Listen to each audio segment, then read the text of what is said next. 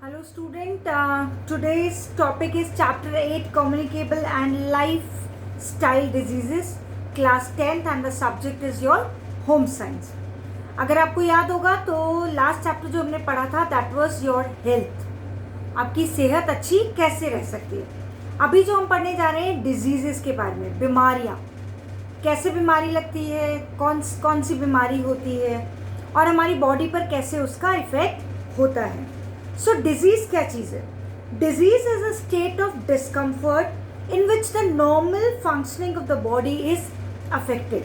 तो डिजीज आपका एक इस तरीके का डिस्कम्फर्ट हो जाता है जो आपकी बॉडी के नॉर्मल फंक्शन को अफेक्ट करता है. यानी कि अगर आपको कोई बीमारी लग गई है तो वो आपके नॉर्मल फंक्शन जो आपके बॉडी का है उसको अफेक्ट करेगा. Now let's read something about immunity जो हमने लास्ट चैप्टर में भी पढ़ा था. Our body's defense system consists of white blood cells which act as a soldiers to fight germs. The white blood cells produce a substance called antibodies to fight germs. तो हम सबकी body के अंदर एक अपना खुद का एक डिफेंस सिस्टम होता है. डिफेंस मतलब अपना खुद का बचाव करना, अपनी रक्षा खुद करना. तो बॉडी का अपना एक डिफेंस सिस्टम होता है जिसमें उसके पास वाइट ब्लड सेल्स होते हैं जो एज अ सोल्जर्स एक्ट करते हैं जर्म्स के से फाइट करने में. और जो वाइट ब्लड सेल्स होता है यानी कि जो WBCs होते हैं हमारे बॉडी में, वो एक ऐसा सब्सटेंस प्रोड्यूस करते हैं जिसको हम बोलते हैं एंटीबॉडीज, जो जर्म्स के साथ फाइट करता है. Then according to the definition, immunity is the ability of the body to resist a particular disease. यानी इम्यूनिटी आपका बॉडी की खुद की ताकत है जो अंदर से ही उसको मिलती है और वो डिजीज से फाइट करने में हेल्प करती है. अभी we all know that corona का टाइम चल रहा है, इट इज़ कोविड-19. तो उसमें भी आप वही बोल रहे हैं कि आप खुद को सुरक्षित प्रोटेक्शन कैसे दे सकते हैं जिनकी इम्यूनिटी बहुत अच्छी है. यानी कि अंदर बॉडी के अंदर अपनी ताकत है, एंटीबॉडीज है खुद की जो जर्म से फाइट कर सकती है. इसीलिए कहा जा रहा है आप इस तरीके का काढ़ा पीजिए, इस तरीके की गर्म चीज़ें खाइए. तो उससे क्या होगा? बीमारी का कोई इलाज नहीं है, there is no cure, no vaccination, लेकिन उससे आपकी इम्यूनिटी सिस्टम स्ट्रॉन्ग होगा. और इम्यूनिटी सिस्टम स्ट्रॉन्ग होगा तो जर्म से उससे हम फाइट कर पाएंगे. Now let's come to communicable diseases. जैसे कि मैंने अभी बताया कोरोना का सब फैल रहा है, it is also communicable disease. Communicable disease क्या होता है? The diseases that spread from one person to another. एक इंसान से जब दूसरे को वो बीमारी ट्रांसफर हो जाती है, कम्युनिकेट करती है, उसको कम्युनिकेबल डिजीजेस कहा जाता है. ये डिजीजेस किस तरीके से फैलते हैं? मीडियम टच भी हो सकता है, टॉवल शेयर करना हो सकता है, हैंकी शेयर करना हो सकता है. और जो इस तरीके की बीमारियां होती हैं या फिर एयर से जा सकता है, फूड से जा सकता है या फिजिकल कांटेक्ट से जा सकता है. तो जैसे फॉर एग्जांपल अभी we all are stuck in this corona virus and all atmosphere. तो इसमें हमें पता है कि वो people are the government is telling you all the people actually to wear that mask. अब मास्क से क्या हो रहा है सब जानते हैं. वो आपके जो जर्म्स, अगर किसी को कोरोना इफेक्टेड कोई है तो उसकी बॉडी के जर्म्स दूसरे की बॉडी तक ट्रांसफर नहीं हो सकते because other person is wearing a mask. तो जब हम बोलते हैं तो एयर में हमारी बॉडी के जर्म्स मिक्स होते हैं. तो इस तरीके की जो पहली बीमारियां आई हैं कम्युनिकेबल डिजीजेज में वो कुछ इस तरह से हैं. इन्फ्लुएंजा है, polio, typhoid, measles, mumps, chicken pox, TB, then AIDS हो गया. ये सब कम्युनिकेबल डिजीजेज हैं. अब कम्युनिकेबल डिजीजेज मैंने आपको बताया किस तरीके से फैलते हैं. ओके, अब हमारे communicable diseases are caused by very tiny organism called germs and parasites. Germs हम बहुत बार सुनते हैं. तो वो छोटे छोटे ऑर्गेनिजम्स होते हैं जो डिजीजेस को इधर से उधर लेकर जाते हैं, कम्युनिकेट कराते हैं, इसलिए उसका नाम है communicable diseases. Okay, these germs are present everywhere, हर जगह है. एयर, वाटर, सॉइल, सब जगह है. When germs enter the healthy body, they multiply and upset the normal functioning of the body. तो वो जर्म्स जब हमारी बॉडी में एंटर हो जाते हैं तो बॉडी के अंदर मल्टीप्लाई करते हैं, यानी बढ़ जाते हैं, और वो हमारी बॉडी के नॉर्मल फंक्शनिंग को अफेक्ट करते हैं। This produce symptoms of a disease. If a person consumes infected food or water, the symptoms of disease does not develop immediately. अगर आपको कोई इस तरीके से बीमारी हो गई है, कोई वायरस आपको लग गया, तो उसके सिम्टम्स इमीडिएटली आपकी बॉडी नहीं दिखाती। इट टेक्स सम टाइम, उसको टाइम लगता है। और ऐसा क्यों? क्योंकि जब वो जर्म्स बॉडी में एंटर होते हैं तो वो मल्टीप्लाई होते हैं बॉडी के अंदर, जिसमें वो टाइम लेते हैं, फिर जाके उस बीमारी के सिम्टम्स दिखाई देने शुरू होते हैं। और इस टाइम पीरियड को, मतलब हमारी बॉडी में जर्म्स एंटर हुए, उसके बाद वो मल्टीप्लाई हुआ एंड देन फिर दिखने लगा कि आपके सिम्टम्स, जैसे अभी कोरोना में बोल रहे हैं कि आपको खांसी होगी, ब्रीदिंग का प्रॉब्लम होगा, आपको लॉस ऑफ स्मेल होगा, लॉस ऑफ टेस्ट होगा, तो ये कुछ टाइम के बाद आता है। तो ये जो टाइम पीरियड है इसको बोलते हैं incubation period. Okay, now how do communicable disease spread? ये अभी हमने पढ़ा, फूड एंड वाटर से हो सकता है, खाने से, देन किसी का जूठा पानी आप पी लेते हैं, या गंदा पानी पी लेते हैं, कंटामिनेटेड पानी पी लेते हैं, या अनकवर्ड खाना खा लेते हैं जिसके ऊपर ऑलरेडी कोई इंसेक्ट्स बैठे हो, मक्खी बैठी है, कॉकरोच गए हुए हैं, तो वो ऑटोमेटिकली डिजीज फैलाते हैं। देन एयर से हो सकता है, जैसे कोई छींक रहा है तो उस छींक में और एयर में उसकी बॉडी के जर्म्स एयर में फैल जाते हैं और फिर वो दूसरे की बॉडी में एंटर हो जाते हैं। फिर आपका आता है कॉन्टैक्ट। कॉन्टैक्ट होता है आपका पर्सनल कॉन्टैक्ट, जैसे कि आपने किसी के साथ हैंडशेक किया और किसी के साथ आप गले मिले, आपको बॉडी का कॉन्टैक्ट हुआ।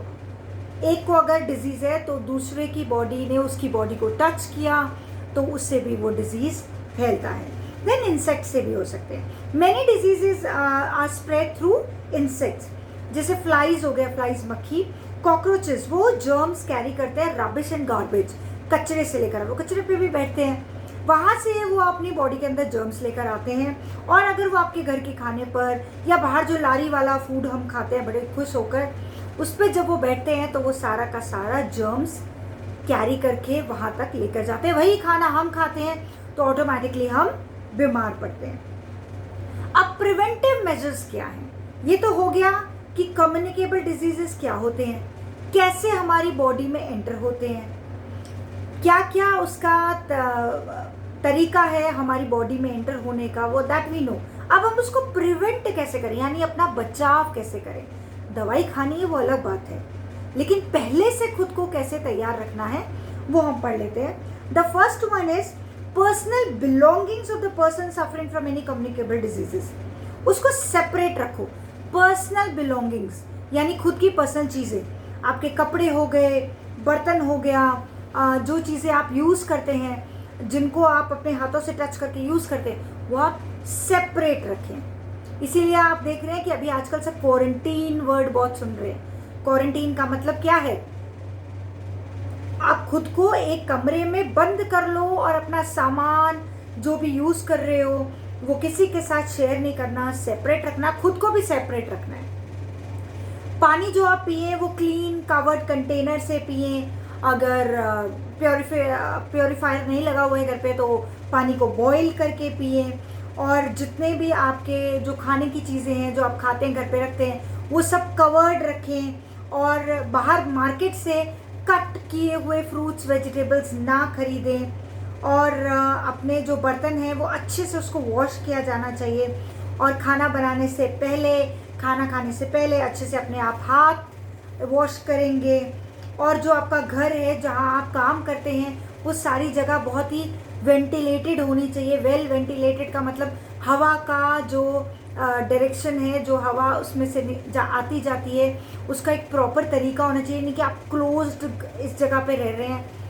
Unfortunately everybody is like in a closed way because everybody is using ACs and all. AC को क्या चाहिए? कंप्लीट क्लोज्ड इन्वायरमेंट, जबकि ऐसा हमारी हेल्थ के लिए अच्छा नहीं है। क्राउडेड प्लेसेस पे ना जाए, सिनेमा हाउसेस मत जाए, जैसे कि हमें पता था कि क्वारंटीन टाइम पे या लॉकडाउन पीरियड में ये सब बंद था, अभी भी बंद है, अभी भी बंद है। क्राउडेड प्लेसेस सब जगह बंद है, लोग जाएंगे नहीं, मिलेंगे नहीं एक दूसरे से, तो डिजीज स्प्रेड नहीं होगा। आप अपना पर्सनल हाइजीन मेंटेन करके रखिए, रोज़ नहाएं, अपने नेल्स को क्लीन रखें, अपने बालों को साफ रखें, अपनी स्किन को साफ रखें, अपने घर को, अपनी सराउंडिंग्स को साफ रखें, कचरा इकट्ठा ना होने दें, do not let garbage accumulate, और ड्रेन्स को क्लीन रखें, डोर्स, विंडोज़, और ये जब सब उसको वायर मैश लगा दें ताकि मक्खी मच्छर घर के अंदर ना आ पाए। इधर उधर थूकना नहीं चाहिए। अगर आपको कफ हो रहा है तो आप एक हैंकी यूज़ करें, अपने नोज़ को, अपने माउथ को कवर करें। और सब छोटे बच्चों को जब पैदा होते हैं तो उसके बाद उनको वैक्सीनेशन भी प्रोवाइड किया जाए। ये हमने चैप्टर 7 हेल्थ में पढ़ा था, पूरा वैक्सीनेशन। अब आते हैं लाइफस्टाइल डिजीजेस या फिर नॉन कम्युनिकेबल, जो एक दूसरे से फैलते नहीं हैं। वो किस तरीके के डिजीजेस होते हैं? वो डिजीजेस होते हैं जैसे कि सपोज मॉडिफिएबल डिजीजेस होते हैं, जो आपकी food habits, physical activity level और एडिक्शन से आता है। यानी कि आपको गलत खाना खाने की आदत है, बहुत ज़्यादा जंक फूड आप खाते हैं, आपका फिजिकल एक्टिविटी बहुत ज़्यादा कम है, आपको किसी टाइप का एडिक्शन लगा हुआ है, या तो एडिक्शन किसी भी चीज़ को, नशे की आदत को हम एडिक्शन बोलते हैं। कोई लोग स्मोक करते हैं, कुछ लोग ड्रिंक करते हैं, अल्कोहल लेते हैं, तो इससे जो आपको बीमारियां होती हैं वो मॉडिफाइबल लाइफ स्टाइल डिजीज़ होता है। अब नॉन मॉडिफाइबल डिजीज़ जो होते हैं वो भी लाइफ स्टाइल डिजीज़ हैं, लेकिन वो आपके चेंज नहीं कर सकते आप उनको, क्योंकि वो आपको एज और हेरिडिटी से होते हैं। जैसे कि अगर पेरेंट्स को डायबिटीज़ है तो मोस्टली माना जाता है कि आगे बच्चों को भी डायबिटीज़ होगी। तो ये थे आपके लाइफस्टाइल डिजीजेस। अब इनको कैसे प्रिवेंट करें, हम इनको कैसे कोशिश करें कि हमको डिजीज ना हो? तो नंबर 1, आप रेगुलर एक्सरसाइजेस कीजिए, walking, yoga, dance, aerobic, cycling, कुछ भी कर सकते हैं। स्टेयरकेस यूज़ कीजिए, सीढ़ियाँ यूज़ कीजिए, लिफ्ट नहीं यूज़ कीजिए। प्रॉपर बैलेंस डाइट लीजिए, ओवर ईटिंग मत कीजिए। पैकेज्ड फूड मत खाइए, प्रोसेस्ड खाना मत खाइए जिसमें बहुत ज़्यादा शुगर हो, फैट हो, सॉल्ट हो, वो नहीं खाना चाहिए आपको। होल ग्रेन खाना खाइए, जैसे सीरियल्स हो गया, जैसे उसमें आटा हो गया आपका, जवार हो गया, बाजरा हो गया, इस तरीके की चीज़ें खाइए। मैदा वाली चीज़ें अवॉइड कीजिए, और कम से कम 400 से 500 ग्राम के बीच में सीजनल फ्रूट्स, वेजिटेबल्स खाइए। बहुत सारा पानी पीजिए, अपनी बॉडी को हाइड्रेट रखिए। योगा कीजिए, मेडिटेशन कीजिए, so that you can avoid stress in your life. Keep away from smoking, drinking alcohol, वो नहीं करना है। और कम समय बिताइए टेलीविज़न देखने में, जहाँ आपको बैठ के सिर्फ टाइम देखना है। कुछ आउटडोर एक्टिविटीज़ कीजिए, जैसे कि गार्डनिंग हो गया, कोई स्पोर्ट्स खेलिए, फुटबॉल, क्रिकेट, बैडमिंटन। तो इस तरीके की आपको काम करने हैं, प्रिवेंटिव मेजर्स हैं जो कि आपको लाइफस्टाइल डिजीज़ को होने से ही पहले ही आपको बचाएंगे। ना नेक्स्ट पॉइंट पे आते हैं हमारा, caring for the sick at home. अब जो अगर घर में कोई बीमार हो गया तो उसकी केयर कैसे करनी है? सबसे पहले आपको क्या करना है, कंसल्ट द डॉक्टर इमीडिएटली। आपको इमीडिएटली डॉक्टर से कंसल्ट करना है, किसी का इंतज़ार नहीं करना है। ऐसा नहीं कि बीमारी फैलती जा रही है और आप वेट कर रहे हैं। फिर आप डॉक्टर के एडवाइस को फॉलो कीजिए, डॉक्टर ने जो मेडिसिन का प्रिस्क्रिप्शन दिया है उसको फॉलो कीजिए, टाइम पर दवाइयाँ दीजिए, पेशेंट को एक प्रॉपर और बैलेंस डाइट दीजिए, और ये भी ध्यान रखिए कि पेशेंट को एक प्रॉपर रेस्ट मिल रहा है, और पेशेंट का रूम एकदम साफ सुथरा रखिए, और उसके जो क्लोथ्स है, कपड़े हैं, वो हर रोज़ बदलने चाहिए, और अगर ज़रूरत पड़े तो स्पॉन्ज बाथ भी मिलना चाहिए। ये हो गया कि सिक इंसान जो आपके घर में अगर बीमार है तो उसको किस तरीके की देखभाल की ज़रूरत है। Now let's come to HIV AIDS. ये सबने सुना है, क्या बीमारी है? HIV का फुल फॉर्म होता है ह्यूमन इम्यूनो डेफिशिएंसी वायरस। ये वायरस कैसे होता है? It is caused by a virus that attacks the bodies natural defence system. तो ये वायरस जो है वो आपकी बॉडी के नेचुरल डिफेंस सिस्टम को अटैक करता है, और जब ये उसको अटैक करता है, जब ये HIV वायरस कंप्लीटली डिस्ट्रॉय कर देता है, खराब कर देता है पर्सन्स डिफेंस सिस्टम को, यानी कि इंसान के नेचुरल डिफेंस सिस्टम को जब ये कंप्लीटली खराब कर देता है तो एड्स हो जाता है उसको। एड्स का मतलब एक्वायर्ड इम्यूनो डेफिशिएंसी सिंड्रोम। इसका कोई इलाज नहीं है, इसका अभी तक कोई भी इलाज नहीं आया है। Therefore, in order to protect ourselves, we must know how this disease spread.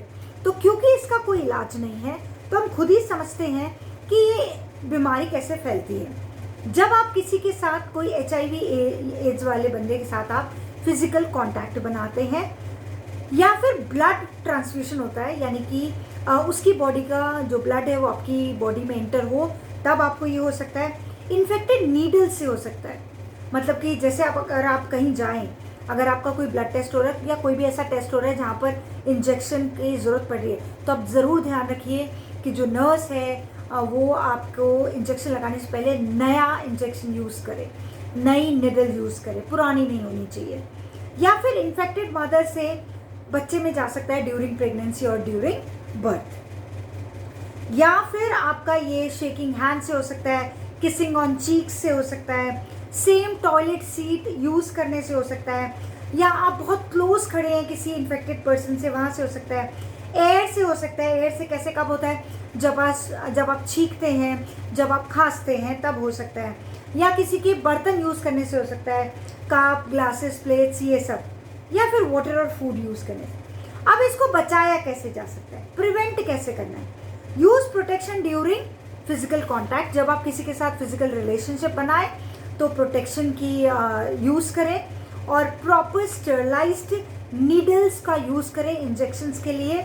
और जो आपका अगर कहीं से ब्लड टेस्ट होना है तो रजिस्टर्ड ब्लड बैंक से ही होना चाहिए, और अगर ऐसा कुछ भी होता है तो इमीडिएटली आपको मेडिकल एडवाइस लेना चाहिए। So this was the chapter what we have did today. This was chapter 8. Thank you so much.